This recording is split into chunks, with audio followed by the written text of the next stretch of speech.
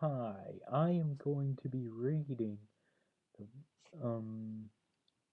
ru- um, I was inspired by Sonic Mario 11 here on YouTube to start reading fanfiction, so here we go.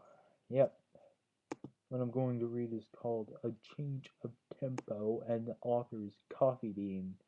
Go figure. Wow. Okay, let's go. By the way, I'm using Adobe Reader on my MacBook Pro, so the clicking that's gonna that you're gonna hear is me clicking the mouse to scroll down to read. Okay, this is supposed to be from a first-person point of view. Um, yeah, it's from the point. Yeah, it's supposed to be from the point of view of the reader. Yeah, the rain lashed at your face, neck, and body as you staggered toward the block. The violin case on your back, feeling heavy as you along, desperately trying to reach your destination. You have been taking lessons, violin lessons, sorry, but from a young mayor, I think that's how you say it, by the name of Octavia Pye for several weeks now. Still not enough to claim any prof proficiency with the instrument, and but you were slowly way through classical strings. You finally stop wincing whenever you put bow to instrument. You take up the violin after seeing the beautiful and classy mare leave the castle after the grand thingya of that year. But her decadent child, and often wondered if you had any idea of your intention to get closer to her. You had initially believed that the violin would really be easy, considering your experience in the guitar, of which you consider yourself close to key status in terms of skill, like practically all guitarists, of course. Fortunately, she never asked you if you had any experience in another instrument, and as you were unsure the highly stylish would of your background in metal. A few times that you approached the subject of any Roman sex mm,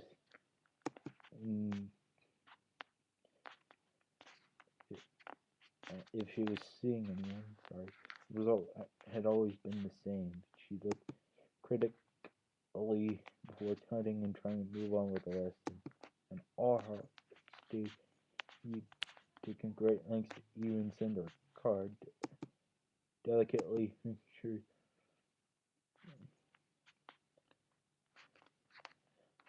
making sure your writing was readable but not recognizable. Ended with a question mark and pushed through her letterbox with the two beautifully decorated sugar cubes along with a single rose. For the next couple lessons you saw the rose in the slim vase on a mantle, until finally it wilted a couple weeks later, and you had been sad to see it on when when you arrived one day. Wandering past a local spa, you see the block holding Octavia's his apartment room you lived, where he sleeps has a light on, flickering, lit with a candle. You wonder, can hear her playing over the rhythm of the rain, counting those cobbles or splashing into puddles, treading through these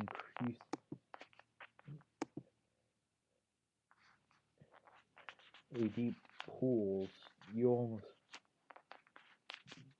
almost knocked over by a Pegasus, Rainbow Dash, probably Rainbow Dash, coming into a crash landing after having been thrown about, and you ignore her apologies and you to force your way toward your goal, the wind blowing in your face,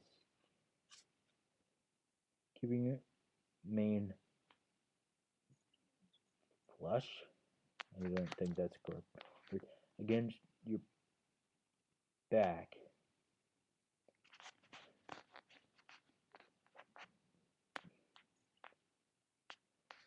As you get to the building, you let yourself in and trudge to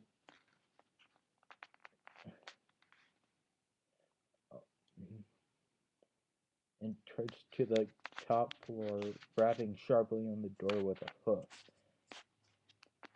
Octavia opens it and stares at you, causing you, I think, to look at yourself. You see that you are thoroughly drenched, water flowing out your fur and pooling on the floor. Many small, darkened and colored carpet of the light box block. Sorry. She sighs, taking the violin from you and putting it inside, returning with one fluffy blue towel.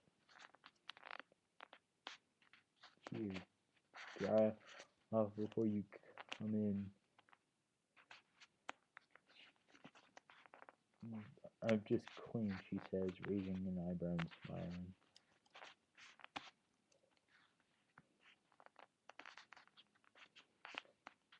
Something funny? You ask, shaking out your mane and drying it on her doorstep. Oh, just a bit of,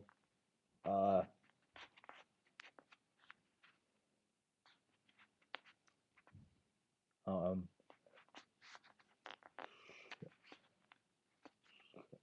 I didn't, I guess, I don't really know how to pronounce it. I don't know what that means. Neither do I. Let alone pronounced. Oh, it can. Oh, come on! What's with these hard to pronounce languages? Oh my gosh! For amusement at the expense of others, didn't you learn anything at school? No, my family wasn't that well off. Ha! I'm a rock farmers. What? Rock farmers? You don't really get poorer than that. I was homeschooled between rotating a crop between fields, she responded, frowning at your excuse for not having learned any languages. Things slightly stupid. You ask her if she enjoyed performing out of at the Gap. She hadn't wanted to talk. She had wanted to talk about it before, and this time is no different. She turns away inside your heart, and you expect her, or and you half expect her to slam the door in your face, but you walk skin unimpeded, leaving the towel in the bathroom at Octavia's instruction. Her flat is marvelously well furnished. Everything inside oozes style, and no expense spared. And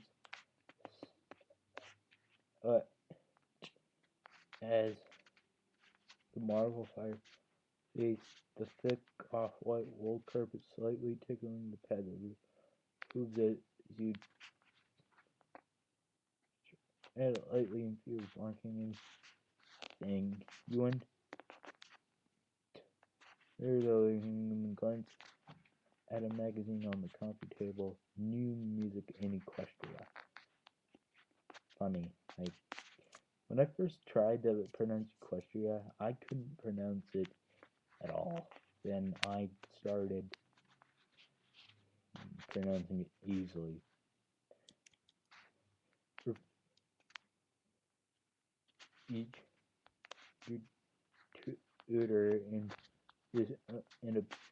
this month in a piece called "The Return of Classical Thunder," detailing of classical musicians were beginning to retake the charts from music to that of DJ Tone 3, and even entering the charts, and such as F. Klopp, I guess, were being overtaken with covers of classical tracks with rock instruments. The bass player of your own Mendes